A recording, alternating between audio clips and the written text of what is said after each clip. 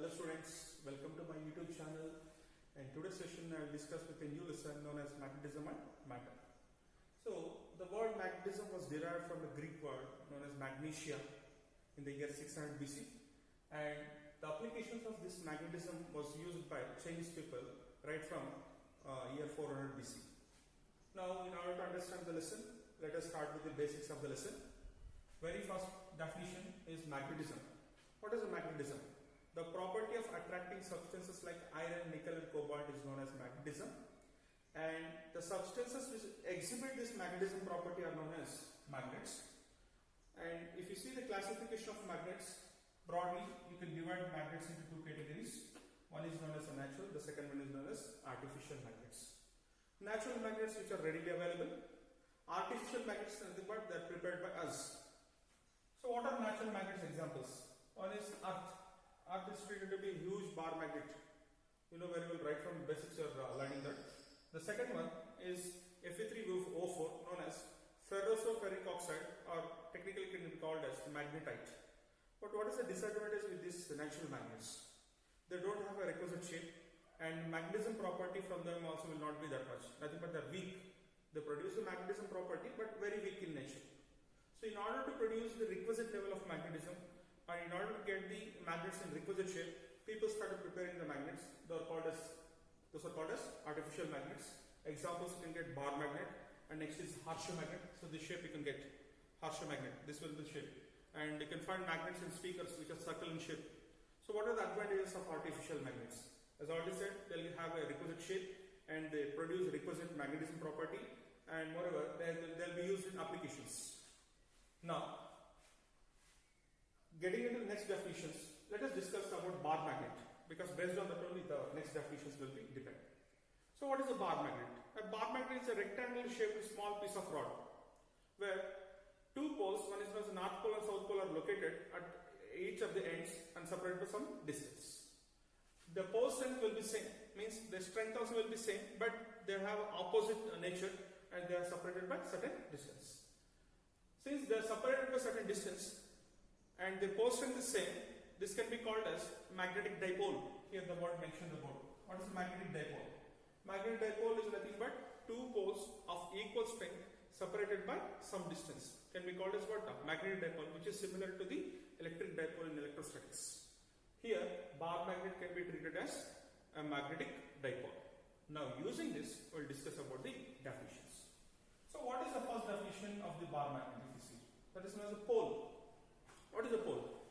The entire magnetism of any magnet will be concentrated at any one point near to the edges of the magnet or the ends of the magnet. So if you see the diagram, this is a bar magnet. Here I mentioned one dot, and this side also I mentioned one more dot. This side magnetism will be concentrated at this point, and this side magnetism is concentrated at this point. Then the points which are located near to the edges, make sure this poles not on the edges, slightly inside. Then the poles or the points were slightly inside the magnet where the entire magnetic or magnetism is concentrated. Now, what is a pole strength? The ability of a pole to attract or repel another magnetic pole is known as pole strength. So symbol is small n, and its SI is ampere meter, and it's a scalar quantity. You know very well, like magnets will attract as well as repels. Hence, pole strength is defined as it is ability of a pole to attract or repel another magnetic pole. So, about the SIs and about the scalar quantity are understood. Let us get into the next definition, known as magnetic length. Since a magnetic dipole just now discussed in the case of bar magnet, magnetic length.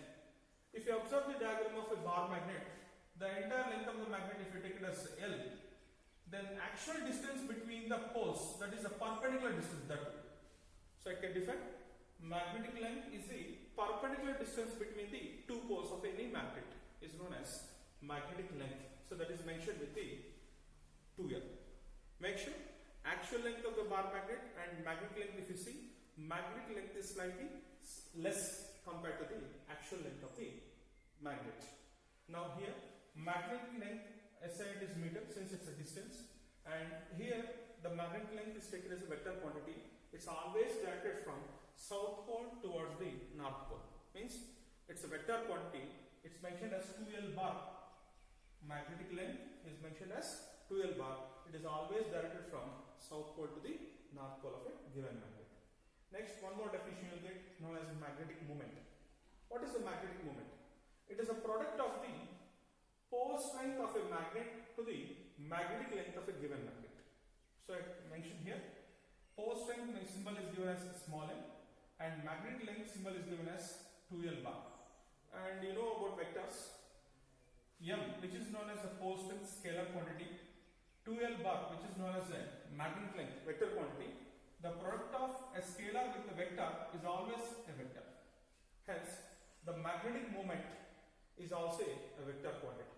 Now, how to define? Once again, magnetic moment is a product of magnetic pole strength and the magnetic length. So, here the pole strength SI unit is ampere meter and magnetic length SI unit is meter. So, if you do the multiplication, you will get SI unit as ampere meter square. And as per the product, it's a vector quantity, hence it's mentioned as vector. Again, the direction of the magnetic length as well as magnetic moment both will act from south pole towards the north pole along the magnet. So these are the basics about the magnetism and matter. Then coming to a bar magnet, if you see, along the length, if you find any one imaginary line, so here I mentioned a diagram. So I took one bar magnet here, and this dotted line represents an imaginary line. A line is along its length, then such imaginary line parallel to its length or length of any bar magnet is known as axial line. Make sure the axial line is a line which is imaginary line passing through the center of a magnet parallel to its length. So here the center of the magnet will be here and the line is passing through the center and it is parallel to its length. Then the line is called as axial line. And then what is equatorial line? Any imaginary line passing through a bar magnet perpendicular to its length is known as equatorial line. The same kind of definitions you might have got in the lesson electrostatics, known as axial line derivation and equatorial line derivation. Same concepts you will get here also. Now, once you will get the axial line and equatorial line definitions, then what are the properties exhibited by the magnets? Let us discuss. The first property is known as attractive property. You know, like a magnet always attracts iron, cobalt and nickel substances. Hence, the magnets will have an attractive property. The second one is known as a directive property. So this was used by Chinese people.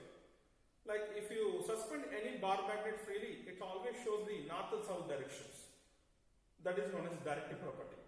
What is the meaning of inductive property? So first one is attractive, next one is directive, next one is inductive. What is inductive property? If you place any one magnetic material near to a magnet, then the magnetic material also behaves like a magnet. Then the property is known as inductive. Nothing but any magnetic material placed to a bar magnet, near to the bar magnet, that magnetism property will be induced in that material also. That is known as inductive property. The word you will get from a lesson electrostatics known as charging by induction, where two charges are kept nearby. Because of one charged body, the another uncharged body will get charged without physical contact. The same kind here also. Then next, in moving charges magnetism, I told one point. Magnetic monopoles does not exist. The same point comes here also. For a given bar magnet, monopoles does not exist. What does it mean? If you take a bar magnet, north and south poles are there. If you break the bar magnet into two pieces, each piece will behave as another magnet. Means each piece will get again two poles. So magnetic monopoles does not exist. And next, like north and north pole, if you brought nearby, they'll repel. Similarly, south and south pole repel. North and south and north will get attract. The property can be defined as unlike poles attracts, like poles repels. And if you see any bar magnet, the poles are located at the equidistance from the center of a magnet. These are the basic properties of a magnet. And in the next sessions, I'll discuss about what is a magnetic field, how this magnetic field lines will be, and using this, how we can describe the different properties of the magnetism and all, we'll discuss in the next session. So, for a recall purpose, in this session, I discussed about the basic definitions such as what is a pole, And before that, discussed about magnetism, magnets, and pole strength. What is a magnetic dipole, and what is magnetic length, magnetic moment, axial line, and equatorial line.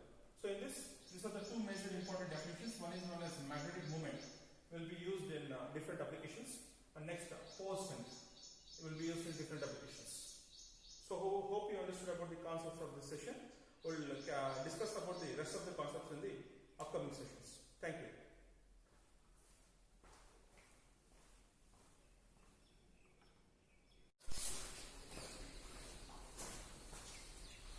Hello students, welcome to the second session of the lesson Magnetism and Matter. Hope you understood about the previous concepts of this lesson in the session 1. In the present session, I will discuss about basic definitions like magnetic field and what are magnetic field lines and what are the properties. What do you mean by magnetic field strength and magnetic flux? Very basic concepts and very easy to understand. So please watch very carefully. So what is the meaning of a magnetic field? So you got one definition in electrostatics known as electrostatic field. What is electrostatic field? It's an imaginary space around a charge, stationary charge. Same kind here also. It's a space around a magnet in which the magnetic effects can be experienced, known as magnetic field. Now, to experience the magnetic effects in the magnetic field, what are responsible means? The responsible things are called as magnetic field lines. Then what is a magnetic field line? It's an imaginary path followed by unit north pole when it is placed in a magnetic field. Make sure no monopoles are exist in magnetism, so that for the definition's sake, only one north pole is placed. In which direction the magnetic pole will move, the direction itself is known as magnetic field lines. So here you want to understand, like magnetic monopoles does not exist. The definition's sake only, here I mentioned only as north pole. Now, these magnetic field lines, how we can draw? So this is simple diagram. Even I mentioned the material also, please go through it. Even if you go for internet, and you can find n number of diagrams related to magnetic field lines. So these are the magnetic field lines related diagram. Basic diagram given. Here I took one bar magnet. This is north pole and this is south pole. And these lines represent the magnetic field lines. Make sure the field lines are, you can observe here, the field lines are entering inside the magnet at south pole and they are exiting at the north pole. Based on this, you can discuss the properties of the magnetic field lines. So, very first property, magnetic field lines always are closed loops. What are closed loops? So, they never have an end point, they never have a start point. So, for the definition's sake, they'll say they'll originate at north pole and they terminate at south pole, like that they'll say. But even though the field lines are coming out north pole, after making one rounded journey, they'll enter at south pole, and inside the magnet they'll go from south pole to north pole. So, the diagram you can find here. So they'll always form as a closed loops. And in that, they are mentioned as outside the bar magnet, the direction of the field lines is from north to south pole, and inside the bar magnet, they are from south pole to north pole. So this is a diagram. See here, the field lines are going from south pole to north pole inside the magnet. So after exiting at the north pole outside, you can imagine the space. See here, the board is insufficient to draw things. So here you can make one loop, imaginary loop, and they are going from north pole to south pole outside the magnet. That is the first property. So I repeat, magnetic field lines always are in the closed loops, and the direction is from north pole to south pole outside the magnet, and inside the magnet there is from south pole to north pole. The second thing, for any one magnetic field line, if you draw any tangent, see tangent you know. So this is a tangent, and the same diagram I drawn here. So here I took one field line which is going from south pole to north pole. I'm sorry, for convenience I take it as north to south because it's outside and right. So if you draw any tangent, so here I have drawn one tangent. The tangent direction represents the magnetic field direction. The tangent represents the magnetic field direction. So that is similar to the electrostatic field lines. Next, property number 3. No two magnetic field lines will intersect. So intersect means they have a common point of contact. So this thing is not possible. So why it means, I have drawn a diagram here. See here I took two field lines. They intersect, imagine. This is intersection point. If you draw the tangent for each of the magnetic field line, you can find two directions of the magnetic field lines. Means two directions of the magnetic field will get for each of magnetic field lines. Now at the same point, two magnetic field directions is not possible. Because of this only, they will say never intersect of each other. Means magnetic field lines, they never intersect. If they intersect, there is a possibility of two magnetic field directions at the same point, which is not possible in practice. Next, if you see an isolated north pole, means isolated says, again I am telling you cannot separate. Only north pole, if you take it into account of a given magnet, the field lines are radially outward. And for south pole, the field lines are radially inward. So this is diagram. So this is radial inward, this is radially outward, which is mentioned here in separate diagram. Next, the magnetic field lines are always in the state of tension.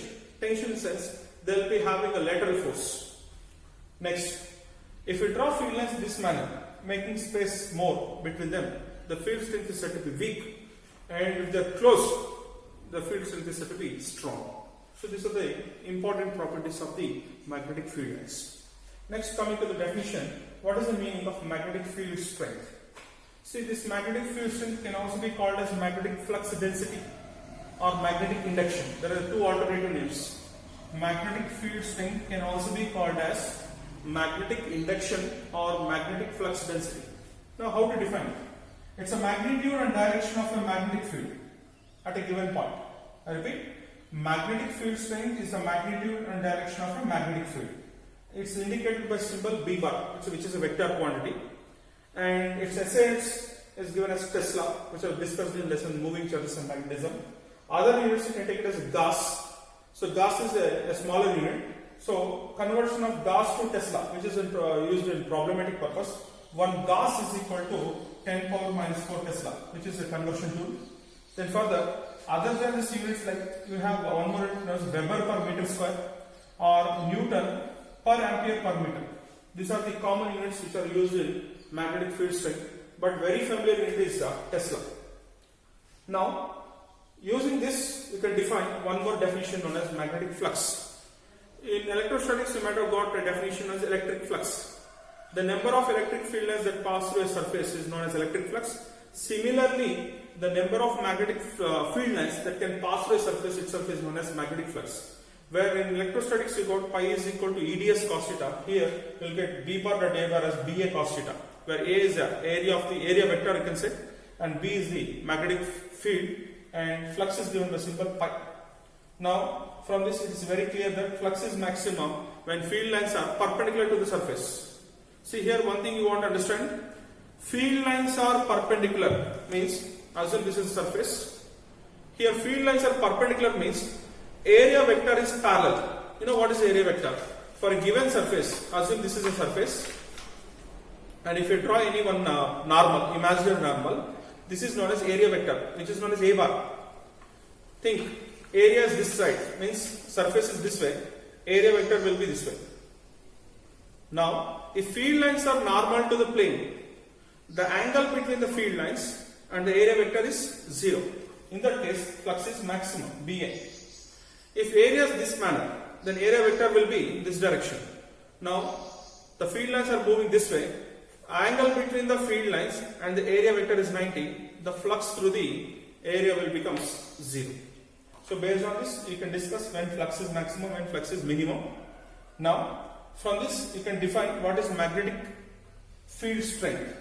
Now, if you take B is common, then you get B is equal to pi by A, known as flux per unit area, known as flux density. Now, how to define magnetic field strength? It's a flux density. Flux per